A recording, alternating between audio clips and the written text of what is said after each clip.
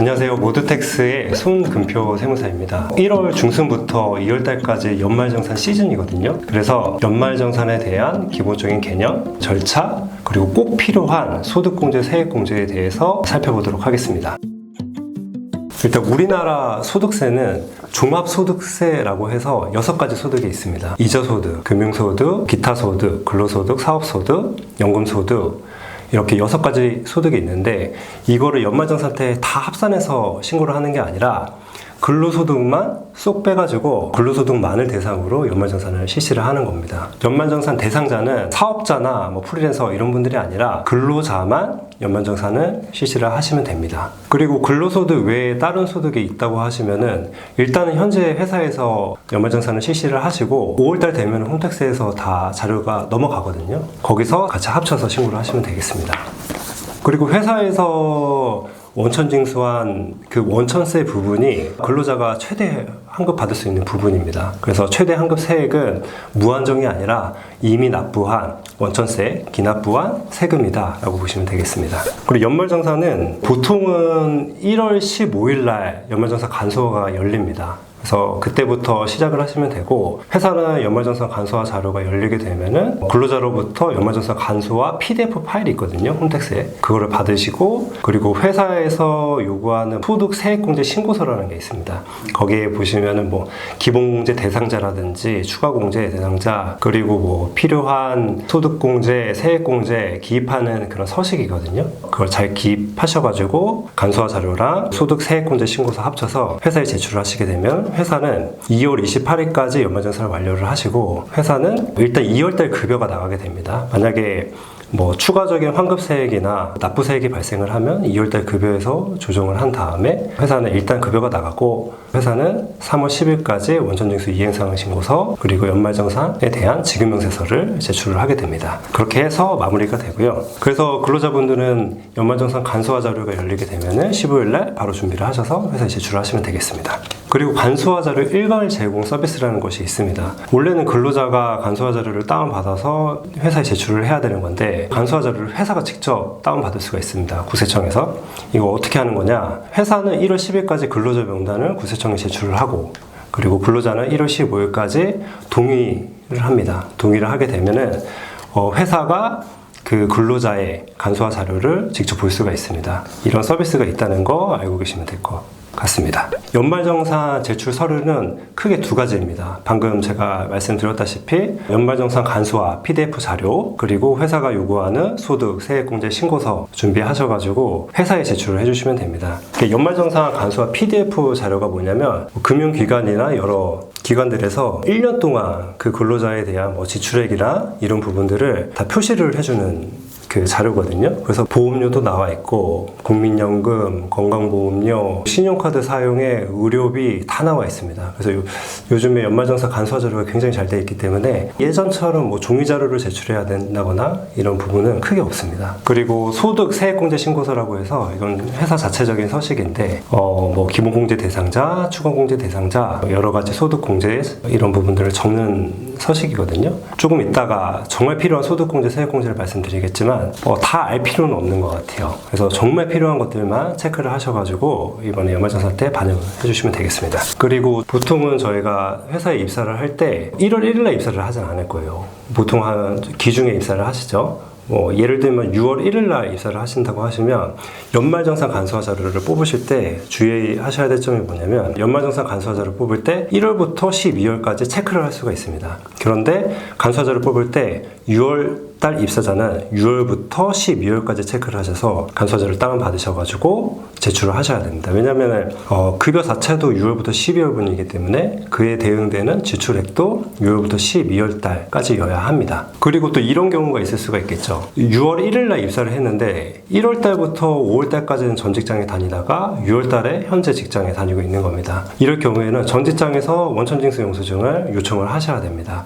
하셔서 현 직장에서 전 직장하고 같이 연말정산을 실시를 하시면 되겠습니다.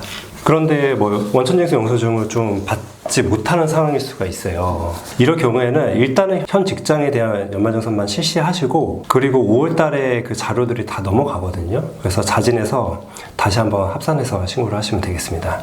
그리고 근로소득과 다른 소득이 함께 있는 경우에 만약에 근로소득이 있는 상태에서 부업으로 프리랜서 소득이 있다라고 하시면 일단 현 직장에서 연말정산을 하시고 5월달에 다른 소득 합쳐서 홈택스에서 자진해서 신고를 하시면 되겠습니다. 그리고 간소화 자료 제출하실 때 다운받으실 때 주의하셔야 될 점이 이제 저희가 소득세액공제 신고서상 기본공제 대상자, 추가공제 대상자 이렇게 적게 돼 있는데 기본공제 대상자에 해당되는 분들에 대한 간소화 자료도 동의를 받으셔서 다운을 같이 받으시면은 그것도 다 공제가 되거든요. 그래서 같이 다운 받으셔서 연말정산 실시하시면 되겠습니다. 그리고 이제부터 소득공제, 세액공제에 대해서 좀 설명을 드릴 건데 소득공제, 세액공제 사항이 굉장히 많습니다. 근데 그거를 다 보실 필요는 없을 것 같아요. 왜냐면은 간소화 자료에 웬만한 거 다 나와 있습니다. 요즘엔 종이 자료 같은 것들도 거의 없기 때문에 정말 필요한 것들만 제가 좀 설명을 드리겠습니다. 첫 번째로 기본공제 대상자입니다. 1인당 150만 원씩 소득 공제를 해주는 겁니다. 저희가 그 세법에는 소득 공제가 있고요. 세액 공제가 있는데 소득 공제가 뭐냐? 필요 경비의 개념이라고 보시면 되겠습니다. 그래서 수입에서 일정 필요 경비를 뺀다는 개념으로 보시면 될 것 같고 세액 공제는 경비 곱하기 세율을 곱해서 세금에서 빼주는 걸 세액공제라고 합니다. 그래서 이런 기본공제 대상자는 소득공제고요. 24년도 소득금액이 100만 원 이하여야 되고 부양가족 요건으로는 배우자가 첫 번째로 있을 것 같고 배우자는 나이 제한 요건이 없습니다. 소득만 없으시면 됩니다. 배우자는. 그리고 직계존속, 어머니, 아버지, 할아버지, 할머니 같은 경우에는 60세 이상이어야 하는데 지금 2024년 귀속 기준으로 1964년 이전 출생자가 60세 이상입니다. 그래서 1964년 포함해서 1963년 등등등 해서 직계존속은 60세 이상이어야 하고 직계비속 같은 경우에는 20세 이하여야 합니다. 2024년도 귀속 기준으로 2004년 이후 출생자만 가능합니다. 그래서 2004년, 2005년 등등등 이렇게 가겠죠. 형제 자매는 20세 이하 또는 60세 이상이라고 보시면 되겠습니다. 그래서 소득금액 요건 그리고 부양가족 요건에 해당되게 되면 1인당 150만 원씩 기본 공제에 해당되게 됩니다.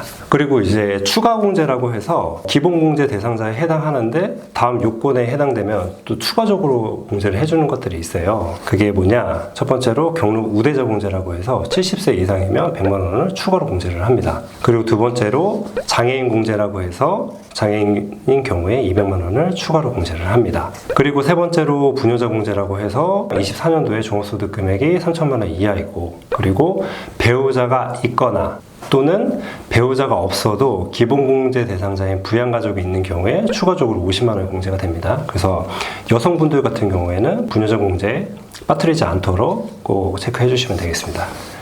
그리고 한부모 공제, 한부모 가정에 기본공제 대상자인 직계비속이나 입양자가 있는 경우에 100만 원을 추가로 공제를 하게 됩니다. 이렇게 알고 계시면 될 것 같고 자녀세 공제가 있습니다. 8세 이상이면서 20세 이하인 자녀가 2명 이상인 경우에 올해 5만 원이 늘었더라고요. 그래서 2명이면 35만 원, 3명이면 65만 원 이런 식으로 자녀세 공제가 가능하다는 거. 그런데 7세까지는 육아수당을 받기 때문에 자녀세 공제를 적용받을 수 없습니다. 그래서 8세 이상, 20세 이하 자녀인 경우에 가능합니다.